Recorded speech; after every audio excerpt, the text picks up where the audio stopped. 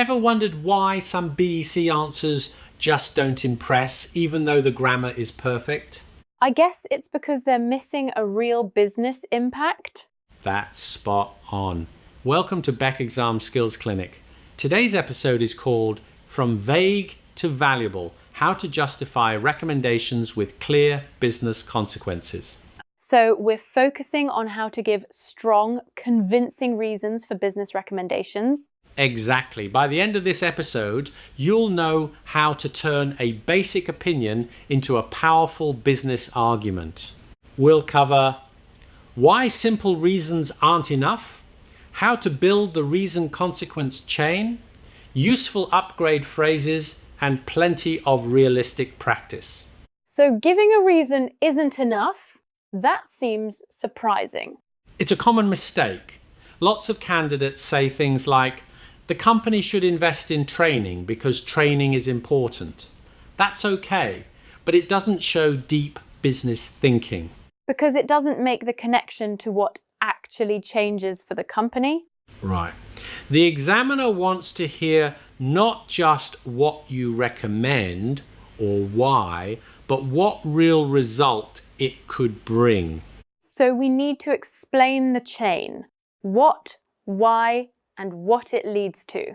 That's exactly it. The strongest answers start with the recommendation, give a clear reason, and end with the business consequence. It sounds more professional and logical that way. And honestly, once you practice, it gets much easier to do naturally. Let's look at a weak example. If I ask, what could a company do to improve staff retention? What's your first answer? I think the company should offer more training because employees like professional development. That's a decent start. But we still don't know why professional development matters commercially. So I should add what it changes for the business. Here's how I'd upgrade it. I think the company should offer more training because employees want to develop their skills. This could make them feel that they have a future in the organization, which may reduce staff turnover. That feels much more complete and specific. You explained the benefit to the employee and the consequence for the company. Exactly. And you can add one more business consequence. For example, lower staff turnover could also reduce recruitment and training costs. That makes it sound like I understand the commercial side, not just the people side. So, the weak version is they should offer training because employees like it. The upgraded version is they should offer training because employees want to develop their skills. This could increase their commitment and reduce staff turnover, which would help control recruitment costs.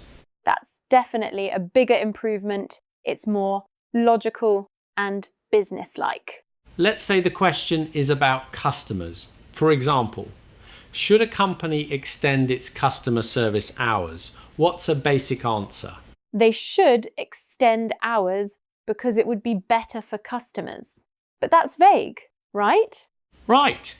Instead, try, they should extend customer service hours because clients could get support outside normal office hours.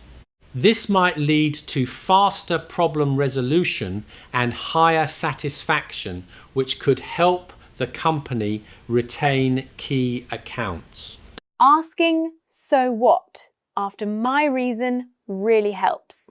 It reminds me to explain the commercial impact. Exactly. If your answer sounds a bit general, just ask yourself, so what? And your next sentence will often be the business consequence you need. Let's practice with some useful phrases. First, this could lead to. Give it a try. This could lead to, like better internal communication could lead to fewer misunderstandings. Perfect. Here's another. As a result, the company could. As a result, the company could target offers more effectively. Next up, this would make it easier to. This would make it easier to track team responsibilities on projects. Great. Now, in the longer term, This could. In the longer term, this could improve productivity. 2 more.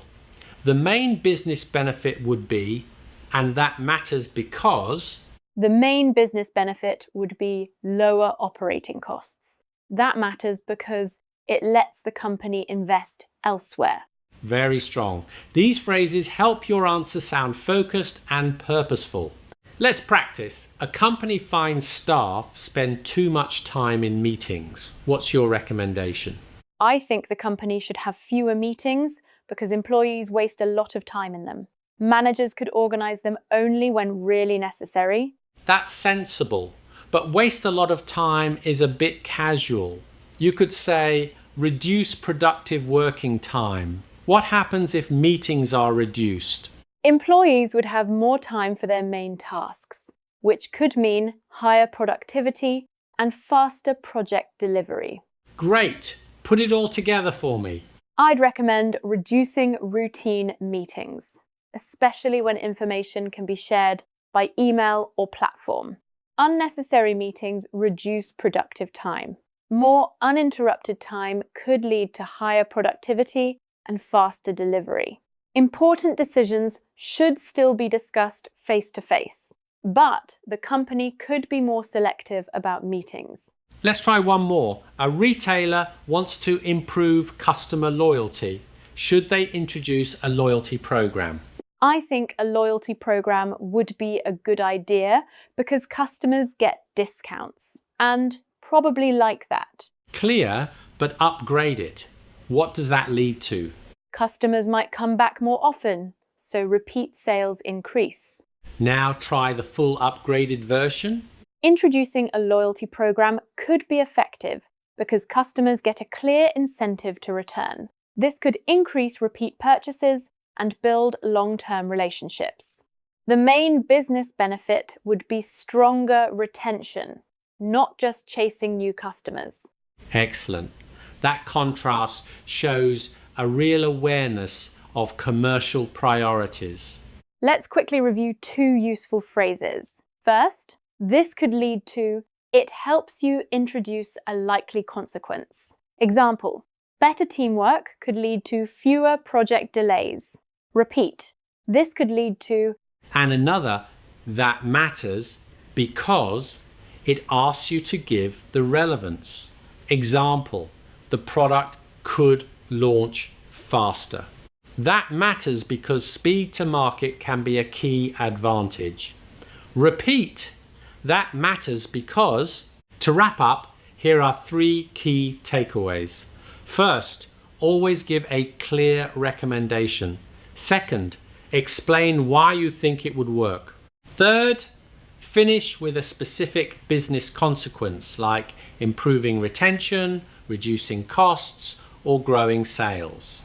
And the next step is to practice building that 3-part answer until it feels natural: recommendation, reason, and consequence each time. Exactly. If you remember to avoid vague results and use linking phrases, your answers will immediately sound more persuasive and business focused.